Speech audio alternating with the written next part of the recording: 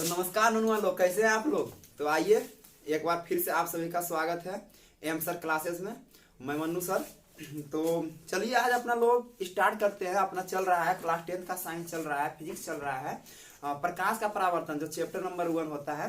तो आइए हम लोग स्टार्ट करते हैं। तो हम लोग पिछले 2 लेक्चर इसका बना चुके हैं, तो जिसमें कि फर्स्ट वाले में प्रकाश के बारे में पढ़े हैं और दूसरा वही प्रकाश के स्रोत के बारे में अपना लोग पढ़ लिए थे। और सब उधर अपना शायद 6-7 टॉपिक खत्म हो चुकी है।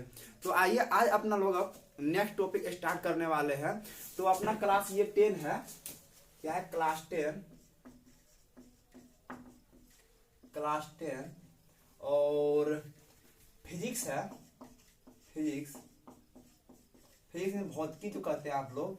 और चैप्टर क्या है, तो चैप्टर है चैप्टर 1 है। नाम क्या है, तो नाम है इसका प्रकाश का परावर्तन।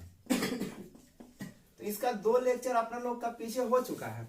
तो अब अपना लोग तीसरा लेक्चर पढ़ने वाले हैं। तो आइए देखते हैं तीसरा लेक्चर। हाँ लिख देते हैं यहाँ पे लेक्चर 3। चलिए देखते हैं आज का अपना टॉपिक कैसा है। और आशा करते हैं आपके ये जो 2 वीडियो पीछे बना था अच्छा मजा आया होगा देखने में।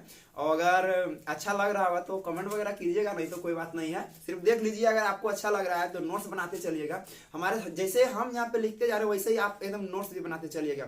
एकदम आपका एक वे में चैप्टर खत्म हो जाएगी और ऐसा लगेगा कि जैसे कि हम एकदम कोचिंग में सामने बैठ के पढ़ रहे हैं जब आप उस नोट्स को देखिएगा। तो इसलिए हम बहुत हार्ड वर्किंग करके एकदम पूरा लिख दे रहे हैं। तो चलिए स्टार्ट करते हैं आज का अपना टॉपिक। तो आज का अपना टॉपिक है बबुआ लोग, तो ओकर नाम बा हो या पारदर्शी पढ़े के है। पारदर्शी कोमा पारभासी, या एकर नाम एगो औरो होता है, एकर नाम होता है अर्ध पारदर्शी। अर्ध पारदर्शी एवं अपारदर्शी पदार्थ। तो आइए आज अपनी लोग जानते हैं कि ककरा कहते हैं पारदर्शी, किसको ककरा कहते हैं पारभासी, चाहे अर्ध पारदर्शी, या ककरा कहते हैं अपारदर्शी। तो एकदम बड़ा मजे तरीका से अपना लोग आज पढ़ने वाले हैं। तो चलिए हम फर्स्ट से स्टार्ट करते हैं और पारदर्शी पदार्थ के बारे में अपना लोग पढ़ने वाले हैं। तो चलिए एकदम मस्त तरीके से एकदम चलते एकदम गर्दा उड़ा के एकदम। तो आइए देखते हैं सबसे पहले पारदर्शी पदार्थ के बारे में। तो चलिए अपना फर्स्ट है पारदर्शी पदार्थ। पारदर्शी पदार्थ सेकेंड है, चलिए एक बार हम समझा देते हैं, फिर दोबारा हम दोनों सभी का परिभाषा लिख लेंगे। दूसरा है पारभासी या फिर अर्ध पारदर्शी, और तीसरा अपना है अपारदर्शी। तो जरा ध्यान दीजिएगा, इस चैप्टर में हम लोग पढ़ किसके बारे में रहे हैं, तो इस चैप्टर में हम लोग पढ़ रहे हैं प्रकाश के बारे में। किसके बारे में, तो प्रकाश के बारे में। तो अब बात करते हैं कि हम लोग थोड़ा सा जानते हैं कि पारदर्शी पदार्थ किसे कहते हैं, पारभासी और अपारदर्शी किसे कहते हैं। तो देखिएगा ध्यान से, वैसी वस्तुएं यानी कि वैसे सभी पदार्थ जिससे प्रकाश आसानी से पार कर जाते हैं बिना कोई रुकावट के, वो क्या कहलाते हैं, अपना पारदर्शी। ध्यान दीजिएगा, क्या बोले कि वैसे सभी पदार्थ जिससे प्रकाश एकदम आसानी से पार कर जाते हैं कोई बिना रुकावट के, क्या कहलाते हैं, पारदर्शी। एकदम आराम से प्रकाश पार कर गए। जैसे कि आप मान लीजिए पानी हो गया, प्रकाश पार कर देगी, इसमें रुकेगी नहीं, रुकेगी जरूर नहीं रुकेगी। हाँ दूसरा हो गया अपना, अच्छा हाँ कहाँ तक जाती है, तो 200 मीटर गहराई तक समुद्र में चल जाती है प्रकाश। बताया ना आपका ये फर्स्ट लेक्चर में हम बता दिए हैं। दूसरा क्या होता है, लेंस। लेंस में क्या होती है, तो प्रकाश रुकती नहीं है, एकदम सीधा पार हो जाती है। मतलब कि जिसमें प्रकाश सीधा पार निकल जाई, का हेने से आई होने चल जाई एकदम बिना रुकावट के, का कहलाई, तो कैसन पदार्थ चाहे कैसन वस्तु, तो पारदर्शी कहलाई। अब बात होगा कि पारभासी केकरा कहलाई, तो चाहे अर्ध पारदर्शी, मतलब एक बातें से क्लियर बात है। अर्ध पारदर्शी, तो सुनी ध्यान से, अर्ध पारदर्शी केकरा कहेंगे, तो एकरा में क्या होगा कि प्रकाश रुक रुक के पास करेगा, रुक रुक के, मतलब कभी आएगा कभी नहीं आएगा, कभी आएगा कभी नहीं आएगा। मतलब का, तो मतलब जैसे कि आप आंख के पलक देखे हैं, आंख के पलक एकरा में क्या होता है, जब सुतल रहते हैं ना, एकदम आराम से सुतल रहते हैं, तो अखिया बंद रहता है। और बाद जैसे ही खोलेंगे ना, तो फिर एकदम सब प्रकाश दिखे लगता है। लेकिन फिर ध्यान दीजिएगा, तो ये तो बात सही है। मैं आँखिया बंद रखेंगे तो खोलेंगे तो दिख जाएगा। लेकिन जब आँखिया बंदे रखेंगे आ घरवा में कोई बॉल के स्विच दाब देगा, बॉलवा जल जाएगा, तो आभास अपनी लोग हो जाता है कि एकरा में का रूम में बॉलवा जल गया है। तो देखिए ध्यान से, आँखिया के पलक का था एकदम सोझे बॉलवा लखा गया, झकास नहीं लखाया, का लखाया थड़का सुन आभास हुआ कि बॉलवा जल गया है रूम में। तो जब जल गया है तो आँख के पलक का होता है और पारदर्शी, चाहे ओकरे का कहते हैं पारभासी। और लिख देंगे हम, जैसे कि आपका तेल लगा हुआ कागज, तेल लगा हुआ कागज, एकरो से देखिएगा ना तो प्रकाश ऐसे करके एकदम धूपवा में देखिएगा तो एकदम पूरा तरीका से नहीं दिखेगा, हल्का फुल्का दिखेगा, एकदम पूरा एकदम क्लियर नहीं दिखेगा। फिर से सुनिए, वैसी वस्तु जिससे प्रकाश एकदम पूरी तरीका से पार कर जाए, आसानी से एकदम पार कर जाए, इस पार से उस पार, पानी लेंस सब का हो जाएगा पारदर्शी। और जरा में रुक रुक के पास करके आंख के पलक पूरा तरीका से नहीं दिखेगा, हल्का फुल्का दिखेगा, एकदम पूरा तरीका क्लियर नहीं।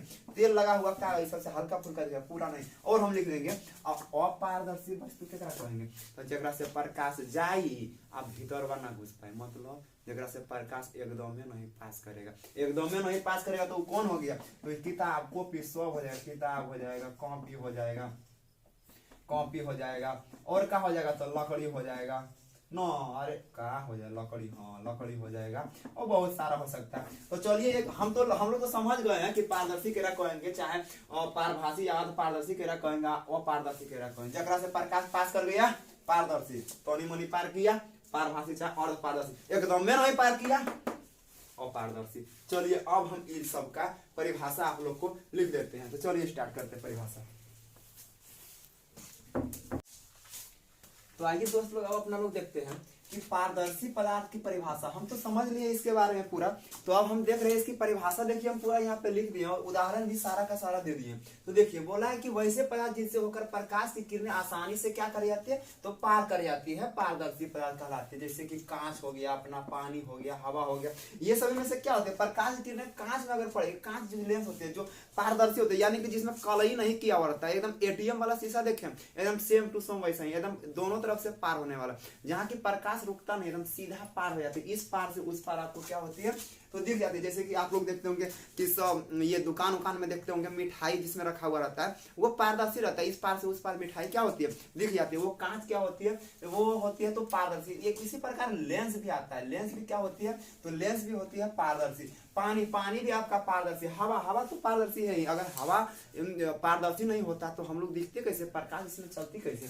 तो चलिए हम फिर से जानेंगे कि पारदर्शी किसे कहते हैं। तो वैसे पदार्थ जिनसे होकर प्रकाश की किरणें आसानी से पार कर जाए बिना किसी रुकावट के, क्या कहलाती है, तो पारदर्शी पदार्थ कहलाती है। दूसरा था अपना पारभासी या फिर अर्ध पारदर्शी।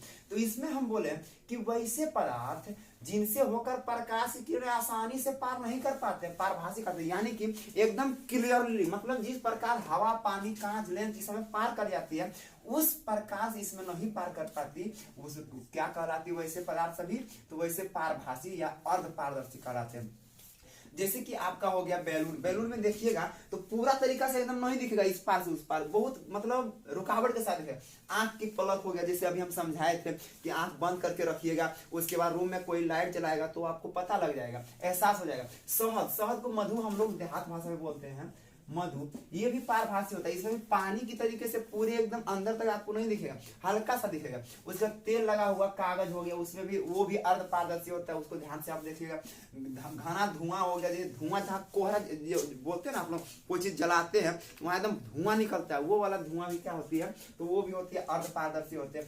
हल्का बादल भी अर्ध पारदर्शी होते हैं। देखते होंगे आप लोग कि अगर हल्का बादल हो गया ना तो सूरज की रोशनी जो होती है वो रुक रुक के आती है, लेकिन अगर वही बादल पूरा कस के हो गया तो सूरज छिप जाता है। फिर भी छिपता है, लेकिन ऐसा नहीं होता कि पूरा अंधेरा हो जाता है, दिखता है, फिर भी थोड़ा थोड़ा दिखता है। तो कुहासा भी क्या हो गया, अच्छा हल्का बादल क्या हो गया आपका अर्ध पारदर्शी। फिर कुहासा जो है, कुहासा भी अर्ध पारदर्शी होता है। फिर घिसा हुआ कांच जो अपना है वो भी क्या होती है, अर्ध पारदर्शी। घिसा हुआ कांच मतलब कि एकदम फ्रेश वाला कांच नहीं, ये जो कांच है एकदम फ्रेश वाला, अगर उसी को घीस दे हम बंदर जैसा एकदम नोच नाच दे तो वो क्या बन जाएगा, तो घिसा हुआ कांच बन जाएगा। वो घिसा हुआ कांच क्या हो जाएगा, फिर उसमें इस पार से उस पार एकदम क्लियर नहीं दिखेगा, रुक रुक के दिखेगा। बंदर जैसा नोच दीजिए ना, क्या हो जाएगा, अर्ध पारदर्शी। अगर खाली कांच है तो क्या है, पारदर्शी, और ओकरे क्या कर दिए घींच दिए बंदर नियर, तो वो हो गया का अर्ध पारदर्शी चाहे पारभासी। और एक अपना अगला है ये तो अपारदर्शी, यानी कि वैसे पदार्थ जिनसे होकर प्रकाश की किरणें पार एकदम नहीं कर पाते, बिल्कुल नहीं कर पाते, वैसे पदार्थ जिनसे होकर प्रकाश की किरणें पार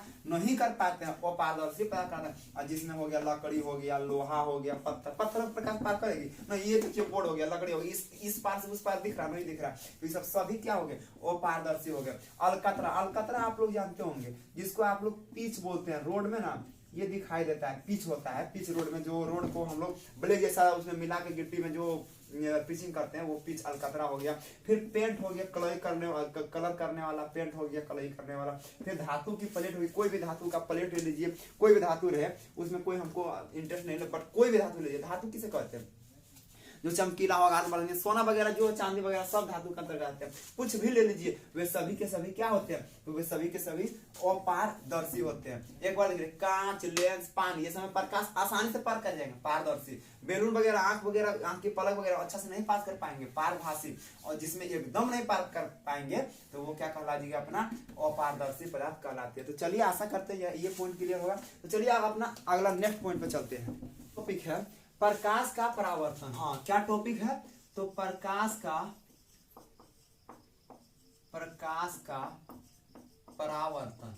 देखिए जो अपना लोग इतना बेसब्री से इंतजार कर रहे थे, जिसकी तैयारी चल रही थी, वो घड़ी अब आ गई। हाँ ध्यान समझिएगा, अपना जो साइंस का ये चैप्टर चल रहा है, इस चैप्टर का नाम क्या, तो प्रकाश का परावर्तन। पीछे अपना लोग प्रकाश के बारे में हर एक चीज, वो हर एक उसका गुण जान चुके हैं, अब उसका परावर्तन को देखना है अपना लोग। या इसका इंग्लिश बात करें तो होता है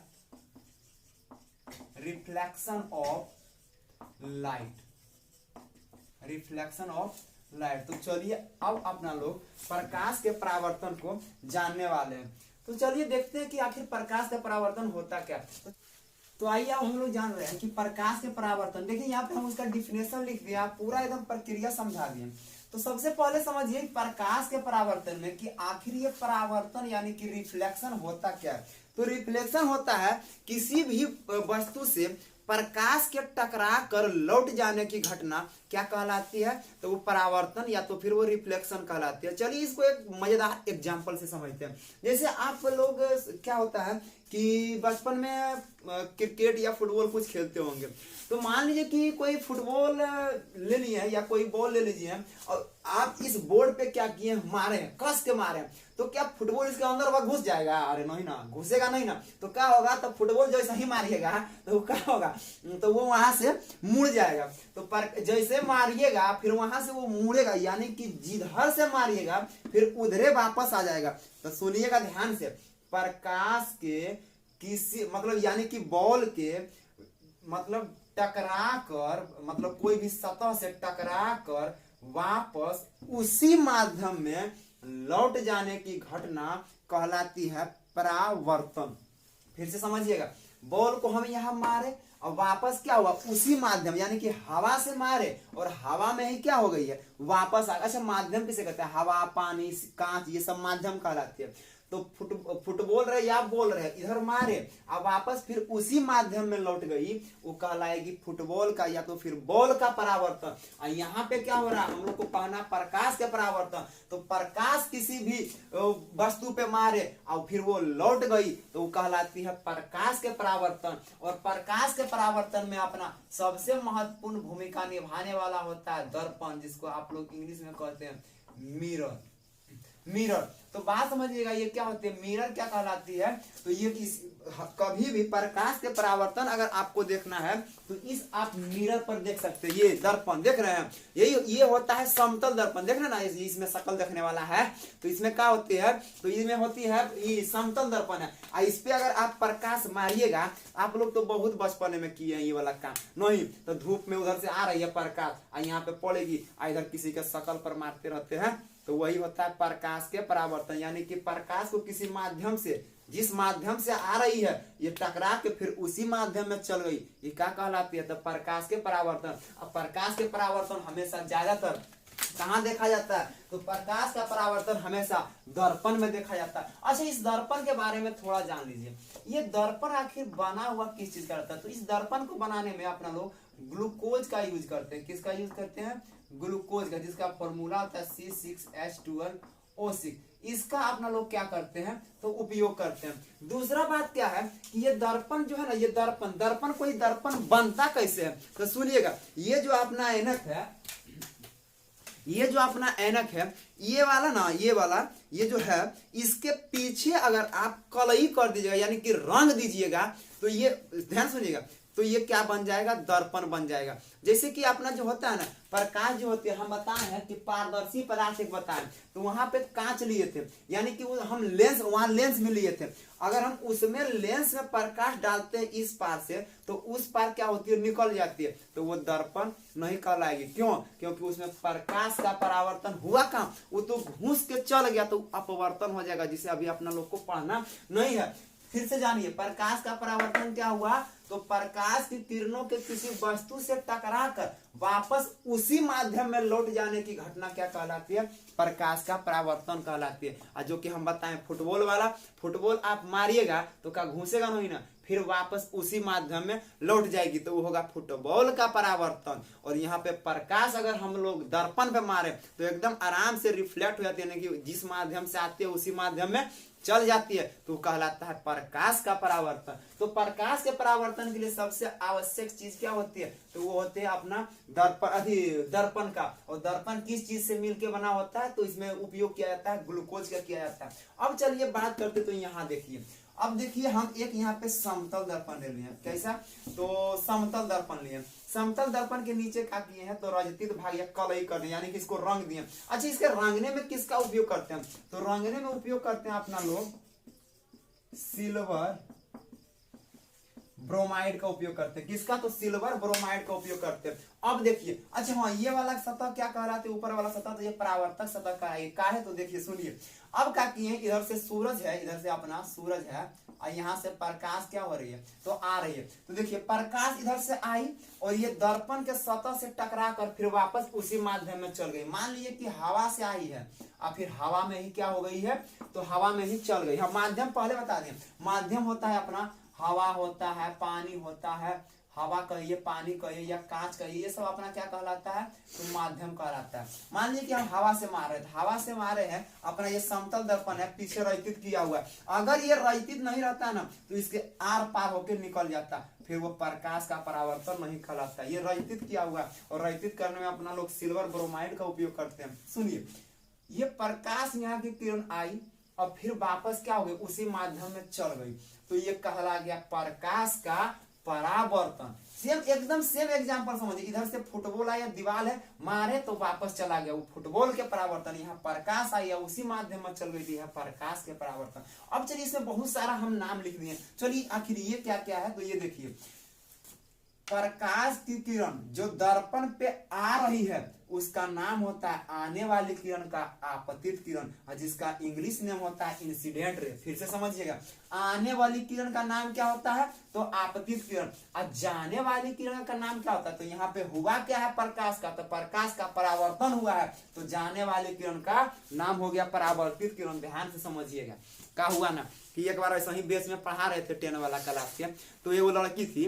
तो अगर हम पढ़ाए थे कि देखो बबुआ, ये होता है आने वाले किरण के आपतित किरण और जाने वाली किरण के परावर्तित किरण, तो अगर बुझाइते नहीं था, वो क्या बोलती थी, तो आने वाली किरण को आपतित किरण और जाने वाली किरण को जापतित किरण। ले ससुर, आने वाली किरण को कहा आपतित किरण, जाने वाली किरण को जापतित किरण। तो आप लोग ऐसे नहीं याद कीजिएगा, आने वाली किरण आपतित किरण और जाने वाली किरण परावर्तित किरण, जापतित नहीं। हाँ ध्यान से, आने वाली किरण आपतित किरण और जाने वाली किरण परावर्तित किरण। इसका इंग्लिश होता है आने वाली का इंसिडेंट और जाने वाली का रिफ्लेक्टेड रेज। अब चलिए बात करते हैं कि आखिर ये बीच वाला क्या है। तो ये जो है ना, ये अपने मन से हम लोग क्या करते हैं, एक यहाँ पे आने वाली किरण यानी कि आपतित किरण और परावर्तित किरण के बीच क्या करते हैं, अपना लोग एक अभिलंब डाल देते हैं। और चलिए जैसे ही अभिलंब डाले हैं तो देखिए यहाँ पे कुछ एंगल बन गया, इस अभिलंब और इस आपतित किरण के बीच कुछ कोण बन गया। इस कोण का नाम देते हैं अपना लोग आई रे। क्यों दिए? क्योंकि ये आपतित किरण यानी कि इंसिडेंट रे का कोण है, इसीलिए इसका नाम क्या हो गया आई। और ये किसका है? रिफ्लेक्टेड रे का, इसीलिए इसका नाम क्या हो गया आर। यानी कि ये वाला कोण आपतित किरण वाला कोण आपतन कोण, और परावर्तित किरण वाला कोण क्या कहलाएगी? तो परावर्तन कोण कहलाएगी। तो आपतित किरण वाले आपतन कोण को किससे सूचित करते हैं? तो आई से। और जाने वाली किरण यानी कि परावर्तित किरण को, किरण के कोण को, परावर्तन कोण को किससे सूचित करते हैं? आर से। फिर से समझिएगा, आने वाली किरण आपतित किरण, दर्पण से परावर्तन के बाद लौट जाने वाली किरण परावर्तित किरण। अब ये जो अभिलंब हम डाले, इसका इंग्लिश होता है नॉर्मल, तो इसका नाम हम एन रख दिए। और यहाँ पर होता है आपतन बिंदु, इसका हम नाम ओ रख दिए। चलिए फिर समझते हैं, आपतित किरण और अभिलंब के बीच के कोण का नाम क्या हो गया? तो उसका नाम हुआ आपतन कोण, आज जिसको हम सूचित किए हैं आई से। परावर्तित किरण और अभिलंब के बीच के कोण का नाम क्या हुआ? तो परावर्तन कोण, और जिसको हम सूचित किए हैं आर से। ये दर्पण अपना कैसा है? तो समतल दर्पण है। ये जो भाग जो कलई पीछे किया हुआ, ये कैसा किस चीज से किया हुआ? तो ये सिल्वर ब्रोमाइड से किया हुआ है। अच्छा ये क्या है? तो परावर्तक सतह। देखिए प्रकाश की किरण यहाँ से परावर्तित हो रही है ना। अच्छा कोई जरूरी है कि यहाँ मारेंगे तो नहीं होगी परावर्तित? हाँ होगी, जरूर होगी। देखिए मारते हैं तो यहाँ मारिएगा तो भी परावर्तित होगी। तो इस पूरा का पूरा ऊपर वाला सतह क्या कहलाता है? परावर्तक सतह कहलाता है। आशा करते हैं कि आप लोगों को प्रकाश के परावर्तन बड़ा ही मस्त तरीके से क्लियर हो गया होगा। एक बात और ध्यान दीजिएगा कि बिना प्रकाश के परावर्तन के हमनी लोग कोई भी वस्तु को देख नहीं सकते हैं। काहे नहीं देख सकते हैं? तो सुनिएगा ध्यान से। यहाँ से प्रकाश आया और हमारा में घुस गया, और जब घुस गया तो कैसे दिखेंगे हम? हाँ यहाँ पे प्रकाश आया और परावर्तित होके आपके आंखों पे गया, तब ना आप हमको देख पा रहे हैं। अगर ऐसा होता कि प्रकाश आल जा रहा है और घुसल जा रहा है तो हम नहीं दिखते। तो आप लोग ध्यान से सोचिए, सुनिएगा कि किस वस्तु में प्रकाश का परावर्तन नहीं होता है, तो किस पदार्थ में या कहां पे प्रकाश का परावर्तन नहीं होता है? तो एक होता है ब्लैक होल। हाँ क्या नाम होता है? Black hole. ब्लैक होल जिसमें प्रकाश का परावर्तन नहीं होता है। हाँ फिर सुनिएगा, ब्लैक होल में क्या होता है? प्रकाश का परावर्तन नहीं होता। जैसे कि ये वाला पूरा बोर्ड है ना, और यहाँ बीचवा में क्या रहता? यहाँ खाली रहता, तो यहाँ सब जगह प्रकाश दिखता, प्रकाश का परावर्तन होता। लेकिन यहाँ बीचवा में ब्लैक होल में क्या होता? पूरा अंधेरा रहता, वहां प्रकाश का परावर्तन नहीं होता। यानी कि कहाँ पे प्रकाश का परावर्तन नहीं होता है? तो ब्लैक होल में प्रकाश का परावर्तन नहीं होता है। दूसरा बात, ये जो अपना प्रकाश का परावर्तन हमेशा किसमें होता है? तो दर्पण में होता है। तो दर्पण में होता क्या है? तो प्रकाश क्या होती है? तो टकरा कर वापस लौट जाती है। टकरा कर वापस लौटना। टकरा कर किसी दर्पण से प्रकाश के टकरा कर वापस लौटने की प्रक्रिया क्या कहलाती है? प्रकाश के परावर्तन कहलाती है। जिस प्रकार फुटबॉल टकरा कर वापस लौटी तो फुटबॉल का परावर्तन हुआ, उसी प्रकार प्रकाश किसी दर्पण से टकरा कर लौटी तो प्रकाश का परावर्तन हुआ। आने वाले किरण का नाम हो गया आपका आपतित किरण, और जाने वाली किरण का नाम परावर्तित किरण। हाँ जापतित किरण नहीं, परावर्तित किरण। उसके बाद आपतित किरण और अभिलंब के बीच के कोण का नाम क्या हो गया? आपतन कोण। परावर्तित किरण और अभिलंब के बीच के कोण का नाम क्या हो गया? परावर्तन कोण। जहां पे ये आपतित किरण टकराई है, जहां पे आपतित किरण टकराई है वो ऊपर वाला पूरा सतह क्या कहलाता? तो परावर्तक सतह। और जिस बिंदु पर टकराई है वो क्या कहलाता था? आपतन बिंदु, जिसको ओ से सूचित करते हैं। नीचे जो रंगा हुआ भाग उसको क्या कहते हैं? रजित या कलई किया हुआ भाग, जिसमें सबसे महत्वपूर्ण भूमिका निभाती है एजीबीआर। और ये जो दर्पण है अपना कैसा दर्पण है? तो समतल दर्पण है। आशा करते हैं कि आप लोग को ये प्रकाश का परावर्तन बड़ा ही मस्त तरीके से बुझा गया। तो नेक्स्ट वीडियो में अपना लोग क्या करेंगे? आपतित किरण, आपतन कोण, परावर्तन कोण, अभिलंब, रजित कलई, जितना है आप परावर्तित किरण, आपतन बिंदु, सब अपना लोग अच्छे तरीके से सभी हर एक पॉइंट को पढ़ने वाले हैं। तो आज का वीडियो अभी यहीं तक। और इसके लिए आप लोग अगर ये जो हमारा जो वीडियो चल रही है अगर आप लोग को अच्छा लग रहा हो ये परिभाषा वगैरह, तो थोड़ा लाइक सब्सक्राइब कर दीजिएगा। और आप इस पर प्लेटफॉर्म पे बने रहिएगा। तो हम आशा करते हैं कि एकदम पूरा साइंस जो होता है वो एकदम परिभाषा के साथ हम टोटल पढ़ाएंगे। तो चलिए आज अब यहीं तक।